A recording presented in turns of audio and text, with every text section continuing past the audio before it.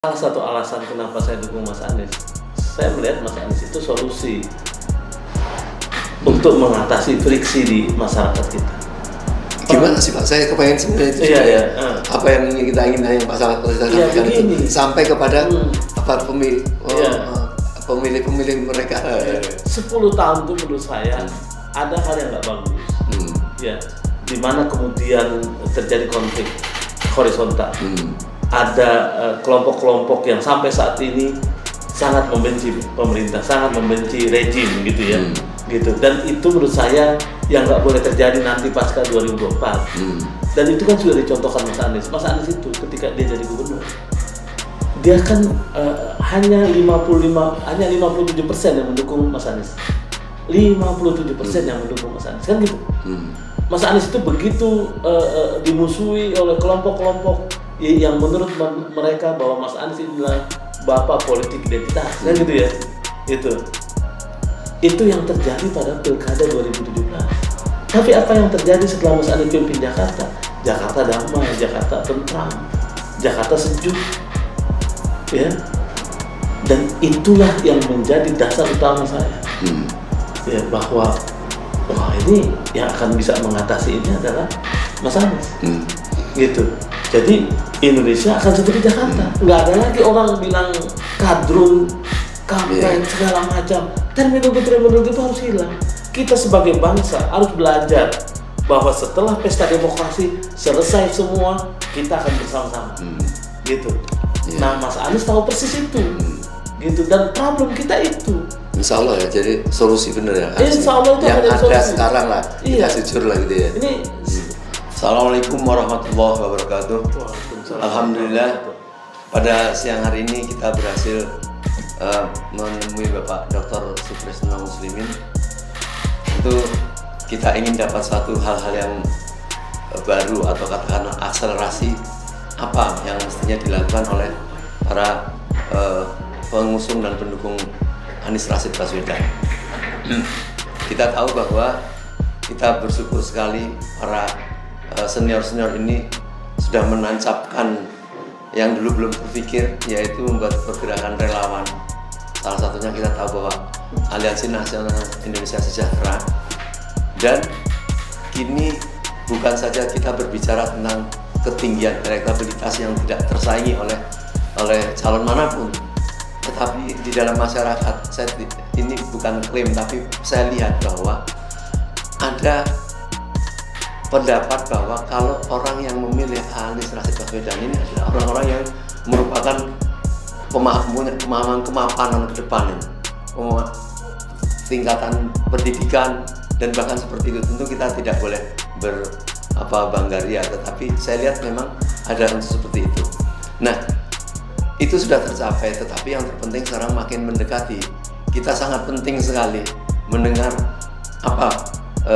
tentunya masukan dari Bapak Dr. Sutrisno Muslimin ini tentang akselerasi untuk para pendukung itu supaya tidak bertabrakan dalam kegiatan di lapangan, pembagian tugasnya rapi, apa dengan dikerjakan siapa, jangan sampai ada yang tidak terpegang dan lain sebagainya. Mungkin itu dulu Pak Sutrisno. Ya, jadi begini, bahwa gerakan relawan kita ini kan yang sudah berjalan sejak tahun 2021 ya. Dan itu kan terus bergulir, terus membesar, dan kemudian punya efek di mana Mas Anies dilirik oleh partai-partai politik. Dan terbukti kemudian Mas Anies kemudian dicalonkan oleh 3 partai politik, gitu ya. Dan itu sangat menggembirakan dan membahagiakan untuk para pejuang, untuk para relawan yang memang bekerja tanpa tanpa punya harapan yang lain kecuali bagaimana supaya Mas Anies bisa jadi presiden dan Indonesia akan lebih baik, dan gitu. Nah, sekarang kan sudah masuk pada tahapan sangat kritis ya, karena sekarang ini kita sudah memasuki bulan-bulan mendekati pemilihan presiden. Kita tahu Februari 2024 akan sudah dilaksanakan pencoblosan. Nah, gerakan relawan sekarang ini seperti halnya kemarin saya juga turun di Bekasi gitu ya. Itu kan saya memang mendorong agar mereka lebih aktif. Lebih aktif itu dalam arti harus lebih terlihat, harus lebih, bahasa saya itu harus lebih berisik gitu. Harus lebih rame gitu ya. Karena dengan rame itu maka kemudian kelihatan bahwa kita itu ada di mana-mana dan kita besar di mana-mana gitu. Saya mengapresiasi kemarin ada gerakan relawan di Cilengsi misalnya ya, yang mendeklarasi Kampung Anies gitu. Ya, betul. Jadi dari rumah kemudian kita kuasai beberapa rumah itu kemudian kita deklarasi menjadi Kampung Mas Anies kan gitu ya. Dan itu kan gerakan-gerakan yang sangat baik dan sangat terukur gitu. Karena sekarang ini kita memang harus turun ke bawah. Makanya memang para senior, para tokoh-tokoh relawan ini hampir semuanya sekarang turun. Menyampaikan ke masyarakat tentang Anies Rashid Baswedan. Apa yang disampaikan Pak Mursalim tadi itu memang benar bahwa Mas Anies itu memang sekarang ini kan kebanyakan didukung oleh kelompok menengah. Iya. Baik dari sisi pendidikan maupun dari sisi ekonomi kan gitu ya. Dan kita memang masih agak lemah di bawah kan gitu. Dan disitulah memang PR kita. Kita harus lebih giat untuk turun ke bawah, untuk menyampaikan ke masyarakat, untuk bersosialisasi kepada masyarakat bahwa Mas Anies itu, kalau yang saya sampaikan kemarin di Bekasi, kira-kira sederhananya ya akan Indonesia itu akan seperti Jakarta, lebih damai, ada kohesivitas sosial, nggak ada friksi, kan gitu ya. Tapi masyarakatnya secara ekonomi lebih sejahtera, yang tidak mampu dibantu, gitu loh. Nah, itu dalam rangka itu, Mas. Tadi yang saya sampaikan, saya melihat di beberapa daerah yang antar warganya akrab lah ya. Tetapi sudah proses pada masalah pemilihan ini, mereka tuh ejek mengejek walaupun tidak terjadi apa-apa, bercanda. Kamu kan kelasnya nasi bungkus dan kaos. Kalau kita kan enggak gitu. Nah, saya kira tentu kalau diteruskan menjadi tidak baik kalau keluar. Bagaimana masukan Pak Sutrisno untuk supaya tidak terjadi itu? Apa kewajiban? Iya. Dan bagi pemilih Mas Anies itu nggak boleh terjadi, gitu ya. Karena Mas Anies kan justru mendorong bagaimana orang yang di bawah itu bisa ke tengah, bisa ke atas, gitu ya. Harus ada mobilitas vertikal, gitu ya. Jadi bukan malah kemudian kita saling mengejek, gitu ya. Karena kan itu konstituen kita. Orang itu kan nggak ditentukan, kita ini kan one man one vote nih. Mau dia profesor, mau dia tukang becak sama suaranya, gitu ya. Mau dia pengusaha atau dia pembantu rumah tangga, ya sama suaranya. Oleh sebab itu maka para pendukung Mas Anies itu harus memunculkan karakter yang lebih bersahabat, karakter yang lebih bersahaja, gitu ya. Karakter yang lebih membangun persaudaraan. Jadi jangan malah cenderung elitis, gitu ya. Jadi memang sekarang ini kan ada perintah dari kita bahwa kita harus turunkan semua baju-baju yang bisa membuat ego, gitu ya. Jadi semuanya itu bajunya ya baju Anies Rashid Baswedan.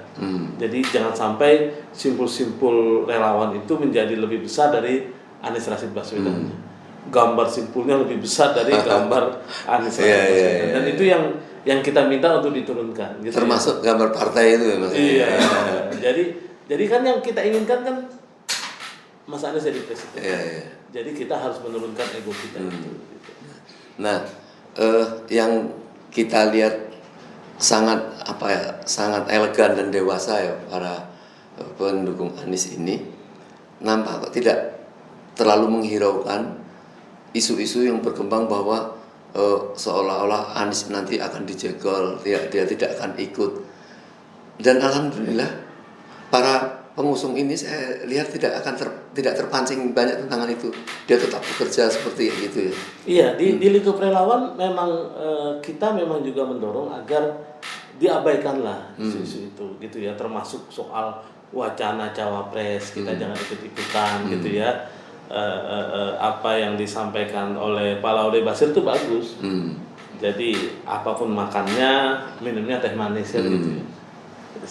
Siapapun wakil presidennya Mas Anies kan begitu.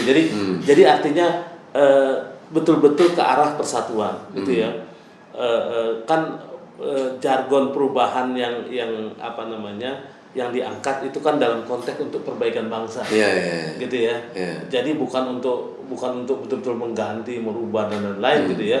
Tapi murni untuk memperbaiki kondisi bangsa agar lebih baik dari hari ini. Kan kita kan sebagai Muslim misalnya hari ini kan lebih baik dari kemarin kan gitu ya.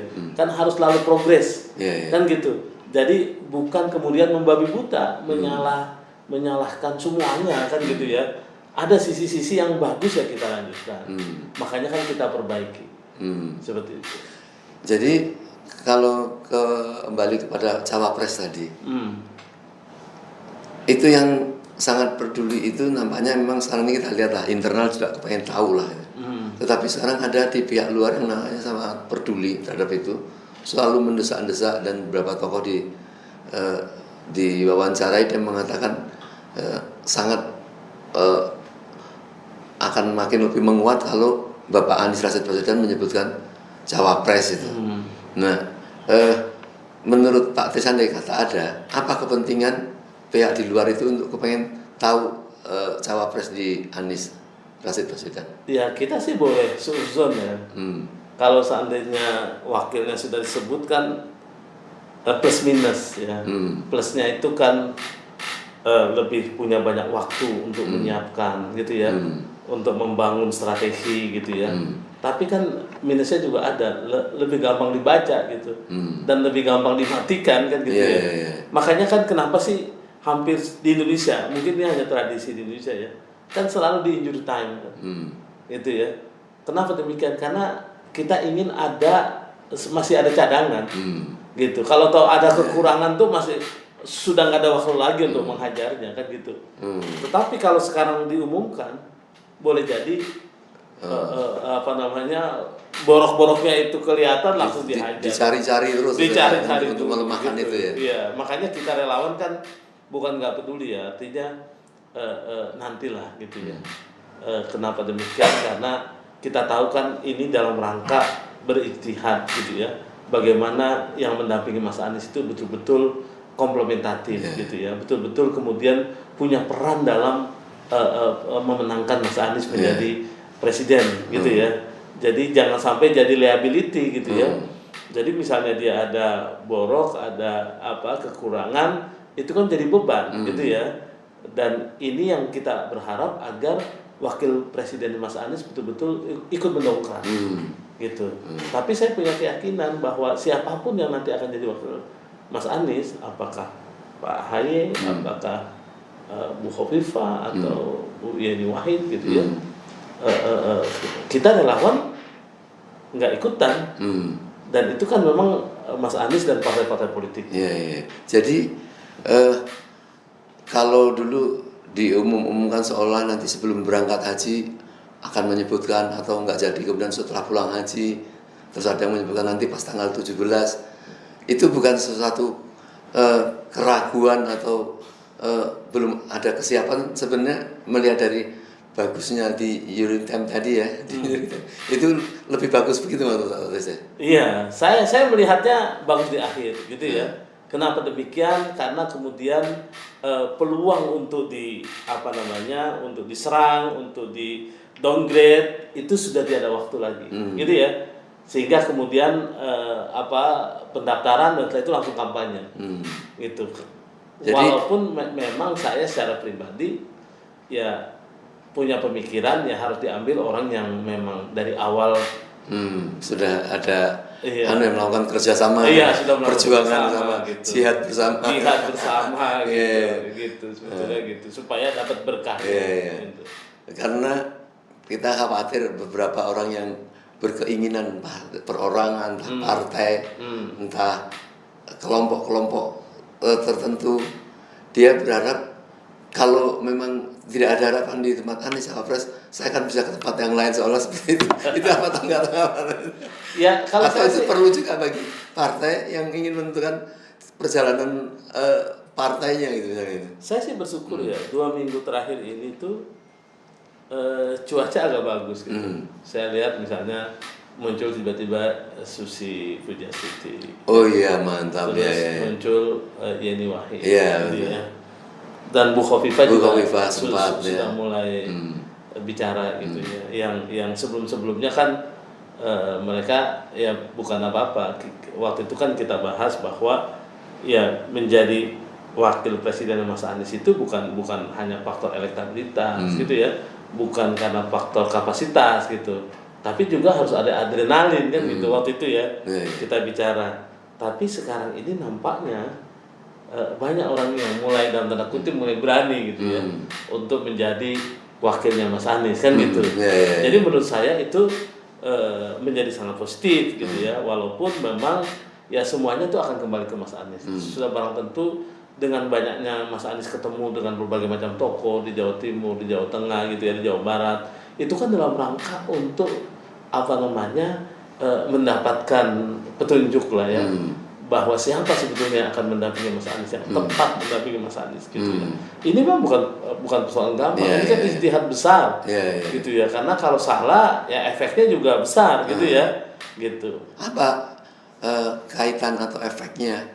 Tahu-tahu keputusan Mahkamah Agung memutuskan membatalkan atau tidak menyetujui permintaan Muldoko untuk menjegal Partai Demokrat gitu ya. Ini apa dampak terhadap Mas Anies atau salah pengertian kita terhadap Muldoko bahwa di backup oleh istana misalnya? Itu gimana? Sejak awal kan saya adalah orang yang nggak mempercaya itu. Saya adalah orang yang nggak mempercaya teori konspirasi itu. Karena bagi saya ya Pak Jokowi, Pak Mahfud MD yang sekarang memerintah itu nggak bakal melakukan langkah-langkah konyol lah gitu ya. Dia nggak akan melakukan tindakan yang menyebabkan namanya itu jelek gitu ya. Itu artinya itu memang nampak konyol gitu ya, tetapi secara hukum boleh saja. Secara hukum dia menghormati juga ya. Gitu ya. Itu kan ikhtiarnya Muldoko gitu ya. Jadi jangan sampai kita terlalu terbawa dengan pola pikir itu. Yang pasti ketika kemudian Pak Muldoko ditolak gitu ya, Demokrat pimpinan Mas Ahaye yang menang gitu, dan itu kan mengembirakan buat kita, buat pendukung Mas Anies, bahwa tadinya kan ada konspirasi begitu, ada teori konspirasi begitu, nanti Demokrat diculik gitu makanya kemudian Ahaye agak miring gitu ya, kan begitu tuh cara berpikirnya. Tapi saya memang sejak dulu yakin bahwa nggak mungkin lah itu gitu ya. Makanya sekarang kan tinggal konsistensi Demokrat saja. Apakah Demokrat itu akan tetap berada pada barisan perubahan seandainya Mas Ahaye tidak jadi wakil presiden, gitu ya, calon wakil presiden kan itu yang jadi diskusi kita kan gitu ya. Karena ketika Mas Ahaye cabut gitu, selesai juga kita. Apalagi dengan kemarin PAN dan Golkar sudah di Pak Prabowo, artinya sudah tidak ada harapan lagi. Tapi secara pribadi Pak Sutrisno ya, tentang Ahaye lah, ini kembali pada masa Demokrat, cukup harmonis dan berkesinambungan dan meyakinkan menurut Pak. Saya kalau pandangan pribadi saya, Anies Ahaye bagus ya, bagus gitu ya. Dan kelihatan penyesuaian dari Ahaye juga cukup bagus kan. Cukup bagus. Dan sejak awal kan Demokrat itu konsisten dengan perubahan. Dan Demokrat itu berada di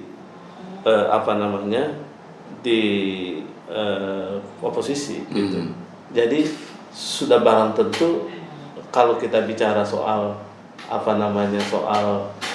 perubahan, maka memang cukup merepresentasi, gitu.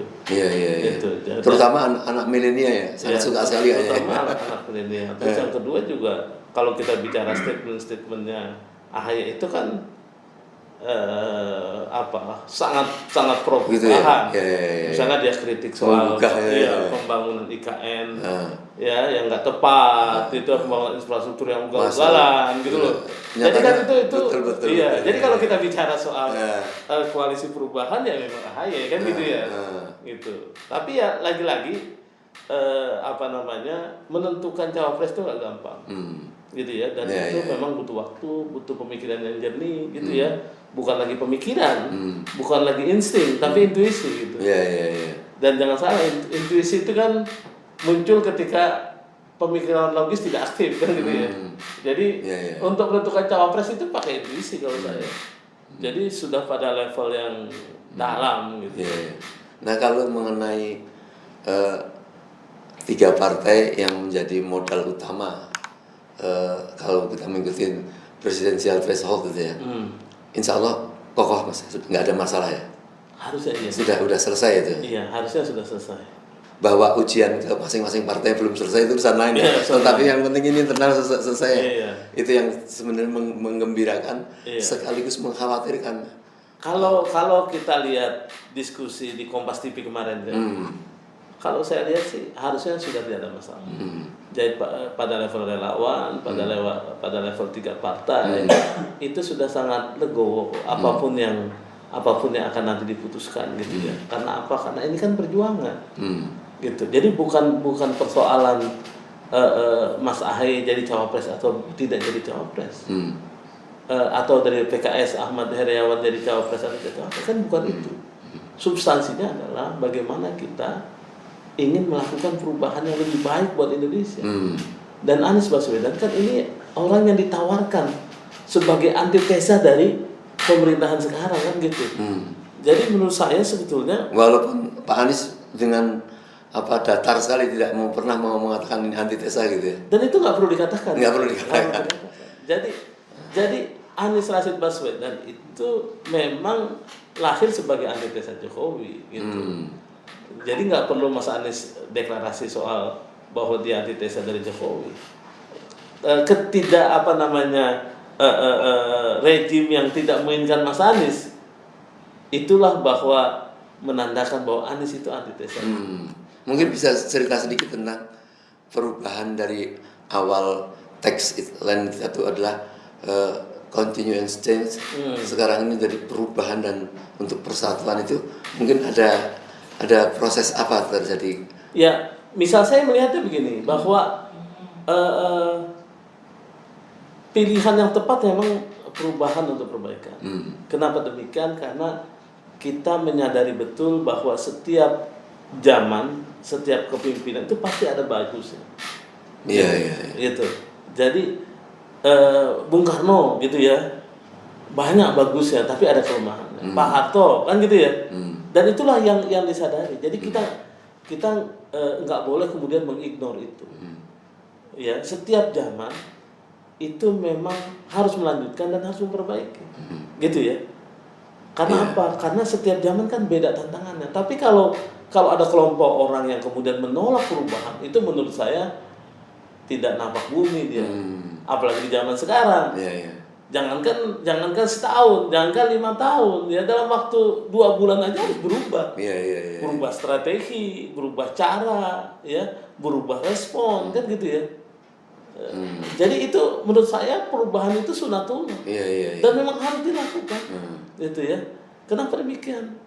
Ya kan kita lihat, misalnya dalam konteks pendidikan, saya ini orang pendidikan. Mas Nadiem kan kemudian mengubah cara. Gitu ya. Wah, sekarang ini orang-orang Indonesia ini sangat nggak independen nih, sangat nggak merdeka. Jadi paham deh, banyak orang marah terhadap kebijakan-kebijakan dalam. Iya, gitu. Jadi dia rubah caranya. Oh ya, maka dibuatlah kampus merdeka, gitu ya. Dibuatlah Merdeka Belajar. Itu kan perubahan.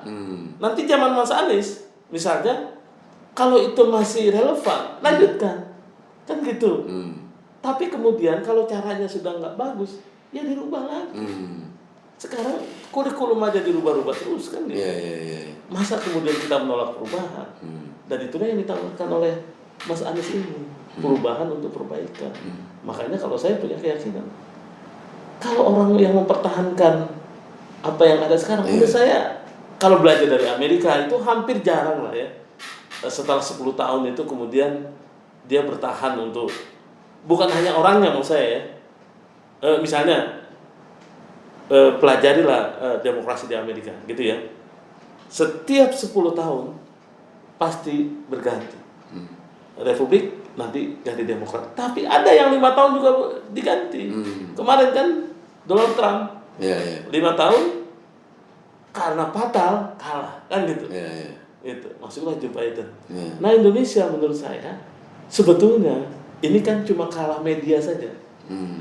Sebetulnya orang yang ingin terjadi perubahan itu lebih besar. Gitu. Saya juga melihat bahwa setelah berubah kemudian menjadi perubahan dan perbaikan. Memang kelas-kelas tertentu ya, kelas-kelas dalam masyarakat ini yang menengah ke atas itu nampak ada kegembiraan Pak Tri, saya lihat. Nah, maka apa yang harus dilakukan oleh pendukung-pendukung ini terhadap kelas tertentu yang belum pernah menyatakan bahwa dia dukung pada Anies, tapi sebenarnya ini adalah diam-diam dia sudah bisa menentukan dari pilihan ini. Apa yang harus dilakukan relawan ini terhadap kelas-kelas ini? Misalnya begini, ada diam-diam orang-orang ahli IT itu, dia tidak mengatakan bahwa dia mendukung Anies, belum tersentuh. Tetapi mereka karena ahli IT itu dia membuat semacam relawan mengcounter terhadap berita-berita bohong, mereka marah gitu. Nah, ini kan saya lihat ada ketertarikan itu. Yang kedua, ada kelompok-kelompok oposisi yang belum sempat melihat calon atau juga sempat melirik, tetapi kemarahan terhadap rezim yang ada sekarang ini, mereka ingin nampaknya berbeda dan ingin melakukan sesuatu penghentian lah katakanlah kekuasaan ini. Nah, dua-duanya ini menurut saya ada kesamaan, ingin terjadi perubahan kan. Nah, apa sikap relawan Anies yang melakukan perubahan ini untuk bisa merangkul mereka, untuk bisa bergerak bersama supaya terjadi satu kemenangan yang sudah tampak di awal. Jadi itu begini, jadi kalau saya lihat itu sebetulnya sudah banyak sekali kelompok-kelompok itu yang merapat, gitu ya. Ya kelompok akademisi gitu ya, para praktisi itu banyak yang merapat, tapi memang mereka silent. Gitu, mereka nggak mau menunjukkan diri gitu ya, karena kita tahu bahwa sekarang ini saya nggak menyebut rejim gitu ya, saya melihat sekarang ini pemerintah yang berkuasa sekarang ini agak sedikit agak sedikit mengganggu gitu. Kalau ada kelompok tertentu sekarang mendukung kita gitu ya, nah karena itulah maka mereka silent. Ya contoh lah beberapa dosen di UI misalnya ketemu saya gitu ya, tetapi kan dia nggak berani declare gitu. Padahal kan Ade Armando juga dosen UI loh ya, dosen komunikasi gitu, tapi dia declare gitu. Nah, untuk pendukung kita itu rata-rata tidak berani untuk muncul gitu ya. Nah, kita para relawan itu kemudian menjaga itu, irama itu kita jaga. Jadi mereka itu kita kanalisasi, gitu ya. Suatu ketika kita ada acara secara diam-diam gitu, kita kumpulkan guru-guru besar gitu ya, kita ketemu gitu ya. Dan menurut saya di kelompok kelompok middle up ini, baik secara intelektual ataupun ekonomi, memang lebih gampang untuk masuk. Gitu. Mereka kan sangat rasional. Mereka melihat bahwa mereka bangga loh kalau punya presiden kayak Mas Anies gitu ya.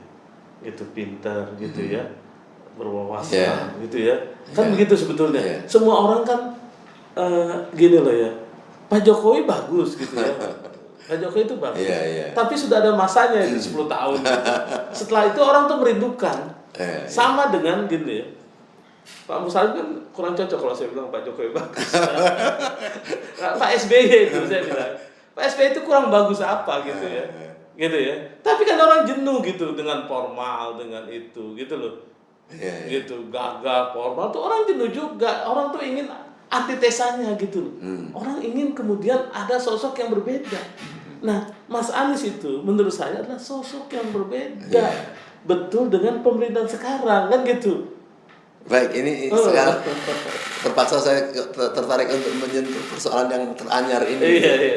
Yaitu tadi menyebutkan bahwa kelas menengah dosen termasuk Rocky Gerung yang merupakan kebanggaan anak-anak muda, bisa melakukan suatu inovasi berpikir itu. Nampaknya saya lihat dia juga termasuk orang yang berbahagia, ada calon yang dianggap bisa berpikir rasional ya, yaitu Mas Anies itu loh. Nah cuma yang terakhir kan dia nampaknya entah tersandung atau saking semangatnya mengatakan dengan perkataan yang banyak orang katakanlah kurang pas itu ya. Kurang sabar, bro. Kurang sabar. Oke, Guru kurang sabar. Ya, saya kepengen dengar komentar dari Pak Tris. Jadi oktavnya itu terlalu cepat dinaikkan. Jadi saya melihatnya itu. Jadi sebetulnya terminologi dungu itu sudah pada level yang tinggi sebetulnya. Iya. Untuk masyarakat Indonesia gitu. Ketika dinaikkan ke level yang lebih tinggi kan ada resistensi. Iya. Selama ini kan resistensi itu hanya dari kelompok-kelompok intelektual gitu ya. Nah, ketika dia naikkan ke oktavnya naik ke terminologi yang agak keras gitu ya, yang agak sedikit kasar, itu kemudian ada resistensi dari masyarakat bawah. Tapi khusus saya melihatnya adalah memang di Indonesia itu perlu orang kayak Rocky Gerung yang mengkritik kebijakan-kebijakan pemerintah gitu ya. Kan nggak ada salahnya dia mengkritik IKN, mengkritik pembangunan infrastruktur yang lain gitu ya. Gitu. Itu nggak ada masalah sebetulnya. Sebagai warga negara yang merasa punya sense of belonging terhadap negara ini yang nggak salah ya. Nggak salah gitu. Nah salahnya kan begini, kita memang juga perlu paham bahwa masyarakat Indonesia itu tidak semuanya pro terhadap demokrasi liberal yang kita jalankan, gitu. Jadi bahwa demokrasi kita kan demokrasi Pancasila gitu. Demokrasi Pancasila itu kalau saya bahkan demokrasi yang harus ada wisdom gitu, gitu ya. Jadi misalnya apapun posisi Pak Jokowi itu adalah presiden Indonesia, gitu. Jadi mengkritiknya berhenti pada level dulu saja, jangan dinaikkan ke level yang ada di atasnya. Menentukan wisdom di sini repot juga ini. Kenapa? Lagi-lagi saya bilang bahwa Indonesia ini memang khas. Demokrasinya itu tidak seperti demokrasi di Amerika. Mana ada demokrasi di Amerika tesa dan antitesa bisa bergabung gitu, seperti Prabowo dan Jokowi kan gitu. Nggak bakal terjadi di mana-mana. Itu hanya di Indonesia. Gitu. Yang lain nggak bakal terjadi. Gitu.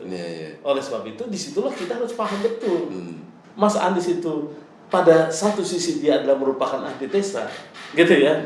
Tapi pada sisi yang lain, dia harus betul-betul berada pada posisi di mana tidak terlalu memusuhi pemerintah. Kenapa demikian? Karena kita masih berharap, gitu ya, suara dari para pendukung pemerintahan saat ini.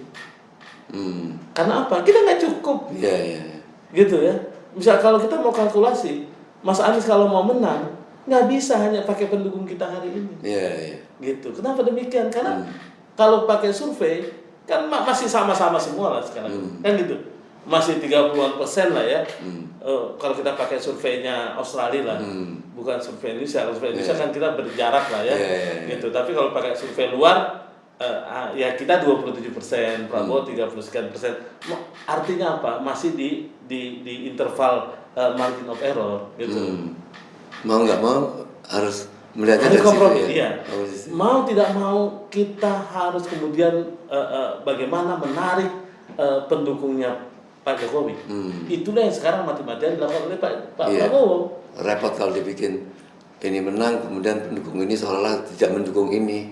Wah, nggak menguntungkan juga untuk Indonesia. Tahu dia warga negara yang tetap harus berada dalam level kebahagiaan siapa menjadi presiden kan ini. Salah satu alasan kenapa saya dukung Mas Anies, saya melihat Mas Anies itu solusi untuk mengatasi friksi di masyarakat kita. Gimana sih Pak? Saya kepengen sebenarnya itu juga ya. Apa yang ingin kita yang Pak Saleh sampaikan itu sampai kepada apa pemilih mereka. 10 tahun itu menurut saya ada hal yang nggak bagus. Ya, di mana kemudian terjadi konflik horizontal. Ada kelompok-kelompok yang sampai saat ini sangat membenci pemerintah, sangat membenci rejim gitu ya. Gitu. Dan itu menurut saya yang nggak boleh terjadi nanti pasca 2024. Dan itu kan sudah dicontohkan Mas Anies. Mas Anies itu ketika dia jadi gubernur, dia kan hanya 57% yang mendukung Mas Anies. 57% yang mendukung Mas Anies kan gitu. Mas Anies itu begitu dimusuhi oleh kelompok-kelompok yang menurut mereka bahwa Mas Anies adalah bapak politik identitas kan gitu ya. Itu yang terjadi pada Pilkada 2017. Tapi apa yang terjadi setelah Mas Anies pimpin Jakarta? Jakarta damai, Jakarta tentram, Jakarta sejuk. Ya. Dan itulah yang menjadi dasar utama saya. Ya, bahwa wah ini yang akan bisa mengatasi ini adalah Mas Anies. Gitu. Jadi Indonesia akan seperti Jakarta. Nggak ada lagi orang bilang kadrun, kampret, segala macam. Terminologi itu harus hilang. Kita sebagai bangsa harus belajar bahwa setelah pesta demokrasi selesai semua, kita akan bersama-sama. Gitu. Nah, Mas Anies tahu persis itu. Gitu. Dan problem kita itu. Insya Allah ya, jadi solusi benar ya. Insya Allah itu yang ada solusi. Sekarang lah, kita jujur lah gitu ya. Ini saya mau ngomong gini, 2014 kenapa saya dukung Jokowi? Karena problem terbesar kita waktu itu, uang kita banyak, tapi kecil sekali yang masuk ke sektor real, yang masuk untuk melakukan pembangunan. Ini zaman SBY loh kita kritik, memang ekonominya bagus, pertumbuhan ekonomi segala macam bagus, tapi pembangunan stuck. Tol cuma Cipali kalau nggak salah, yang lain nggak ada. Nah, pada zaman Jokowi, APBN mayoritas diarahkan ke pembangunan. Itu kan nyata. Itulah maka 2014 saya dukung Jokowi, saya tim Jokowi. Saya kampanye di Jawa Barat untuk dapetin 30% itu saya. Di awal-awalnya ya. Ya Kak, maksud saya begitu. Karena orang mengatakan wah ini kena prank itu. Jadi kalau saya begitu Pak. Iya. Saya melihat bahwa mendukung Mas Anies itu karena saya ada narasi. Iya. Bahwa problem paling besar Indonesia itu adalah bagaimana terjadi kohesivitas sosial. Bagaimana kemudian antar warga, antar masyarakat Indonesia. Itu Pak. Yang kita merasakan sekali. Kita bisa ngaji lagi. Betul. Orang mau yang kanan, mau tengah, mau apa gitu ya. Nggak lagi dipersoalkan. Tapi juga nggak lagi nyinyir gitu loh. Yang sekarang terjadi kan enggak begitu Pak. Yang sekarang terjadi kan dimusuhi gitu ya. Orang yang berbeda itu dimusuhi. Orang yang nggak berbeda. Kan orang-orang dari macam-macam agama lah saya katakanlah. Itu melontarkan bagaimana senangnya bila Anies jadi gitu. Itu kepandaian Anies mendekatin mereka atau memang karakter atau pemahaman secara komprehensifnya itu yang memang mengejawantakan seperti kayak gitu atau seperti jadi apa? Gini, kan orang tuh kan sebetulnya ngelihatnya itu di YouTube, di media sosial gitu. Kenal Mas Anies kan dari situ. Gitu ya. Nggak harus Mas Anies menjelaskan. Gitu. Kan kayak kemarin saya tuh masih ditanya, katanya Mas Anies sih gitu loh. Masih ada pertanyaan-pertanyaan kayak gitu.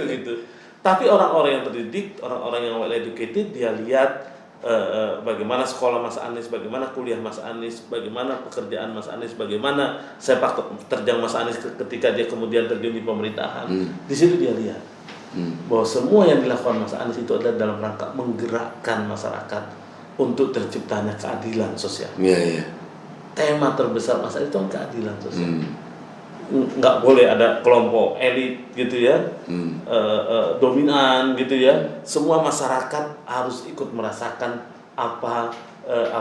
pembangunan yang dijalankan. Gitu. Makanya kan di Jakarta itu kelas-kelasnya itu kan dihapus. Jadi supaya mereka kemudian ketemu. Ya, ada ruang ketiga ini bahasa Mas Anies. Ruang ketiga inilah yang banyak akan diciptakan di Indonesia. Gitu. Sehingga nggak ada eksklusivitas gitu ya. Itu inilah memang yang kenapa saya kemudian tertarik untuk mendukung Mas Anies. Ya. Baik Pak Tris, saya sangat puas sekali ya diskusi kita pada siang hari ini. Tetapi tetap lagi saya kemukakan bahwa ada kekhawatiran orang-orang yang perjalanan Mas Anies sampai kepada terakhir. Kalau dari kita lihat pembicaraan ini kan tidak terlihat dari sisi mana orang mau melakukan apa itu niat-niat itu, kemungkinan ya dalam hati-hati orang yang punya niatan secara subjektif saja ya Pak. Tetap akan sampai Pak, insya Allah. Insya Allah akan sampai. Dan kemarin waktu saya bicara saya bilang bahwa karena niatannya baik dan Mas Anies didukung oleh orang-orang baik gitu, orang-orang soleh, ya insya Allah akan tercapai. Oleh sebab itu maka para pendukung Mas Anies kita berharap selalu menggunakan cara-cara yang baik, selalu berhusnuzon bahwa Mas Anies itu akan ikut dalam kontestasi dan akan memenangkan dalam kontestasi, gitu ya, berhusnuzon itu, gitu. Nah oleh sebab itu kita kentukkan pintu tetangga-tetangga kita, kita bikin stiker sendiri, gitu ya. Sekarang kan gerakan itu sudah mulai ada. Orang yang mampu bikin stiker 50, dia bikin stiker 50. Orang yang bikin baliho kecil-kecil gitu ya, baliho dia bikin baliho, dia tempel di rumahnya masing-masing. Itu adalah upaya kita untuk ikut di dalam perubahan bangsa ini. Jadi sangat rugi kalau kita kemudian setiap kali terjadi event perubahan bangsa kita nggak terlibat. Justru kita ingin mengajak masyarakat ikut terlibat. Kita kawal ini perubahan ini, gitu ya. Perubahan menuju kebaikan. Bangsa Indonesia akan menjadi bangsa yang besar. Sekarang ini bangsa Indonesia bangsa besar, bos. Gitu loh. Sekarang ini bangsa Indonesia sangat diperhitungkan di dunia internasional. Ya, apalagi nanti dipimpin oleh Mas Anies kan gitu. Gitu. Jakarta ya ketika dipimpin Mas Anies kan kemudian menjadi kota dunia. Gitu. Hari ini star Mas Anies itu udah tinggi gitu loh maksud saya. Gitu. Bukan jadi saya memang agak anti dengan orang-orang yang suka mengkritik Indonesia jelek gini-gini, saya enggak. Bahwa kalau kita mau real, ya kita cek di Malaysia, Singapura, semua seluruh dunia, hari ini memandang Indonesia itu bagus. Mas Anies, presiden yang tepat untuk bagaimana mengakselerasi Indonesia menjadi negara maju. Nanti di Asia itu tinggal Cina, India, dan Indonesia. Gitu ya. Karena apa? Yang namanya Amerika, Eropa itu masa lalu. Itu sudah masa lalu. Dulu yang kita musuhin juga Zionis kok, ya kan? Ya, kita kan bacanya Sabili. Dulu kita Zionis. Kenapa sekarang takut sama Cina kan gitu? Jadi kalau saya bilang, justru kita sekarang harus menjadi negara tiga besar. Cina, India, Indonesia. Dan Indonesia hari ini pertumbuhan ekonomi di atas 5%. Gitu. Itulah modal Mas Anies nanti. Mudah-mudahan di masa Mas Anies nanti pertumbuhan ekonomi 7,5%. Itu gitu. Ya, insya Allah ya. Insya Allah. Kalau jadi presiden, insya Allah bisa berbicara dengan tepat dan apalagi Mas Anies background S1 juga ekonomi. Kan gitu ya. Itu. Saya kira itu. Ya baik, sebelum ditutup ini apa closing statement atau apa tadi yang saya awal akselerasi atau yang dipesankan kepada para pendukung Anies ini untuk yang harus dilakukan itu atau sikap seperti apa yang harus Untuk teman-teman semua pejuang dan relawan Mas Anies Baswedan yang ada di Indonesia, ya teruslah istiqomah untuk perjuangan ini. Perjuangan ini memang nggak gampang, perjuangan ini berat, gitu ya. Karena lawan yang kita hadapi juga sangat berat. Oleh sebab itu dibutuhkan energi yang banyak. Ya, kita jangan menyerah. Apapun yang kita miliki hari ini, gitu ya, kita keluarkan, gitu ya. Insya Allah akan ada balasannya. Gitu. Jadi kalau hari ini kita cuma punya energi, ya kita bergerak. Ya, yang bisa kita lakukan. Kalau kita punya uang, ya kita coba berkontribusi dengan uang kita. Karena apa? Karena ini insya Allah baik untuk bangsa dan negara kita. Baik, terima kasih Pak Sutrisno. Insya Allah kita sama berdoa untuk kebaikan negeri kita ini. Amin. Tidak perlu saling bermusuh-musuhan. Kita jujur dengan apa yang dibutuhkan oleh negeri kita ini, memimpin seperti apa, dan insya Allah Anies adalah solusi, gitu ya. Solusi untuk Indonesia. Terima kasih Pak Sutrisno. Terima kasih banyak. Assalamualaikum warahmatullahi wabarakatuh. Waalaikumsalam warahmatullahi wabarakatuh. Itu pemirsa.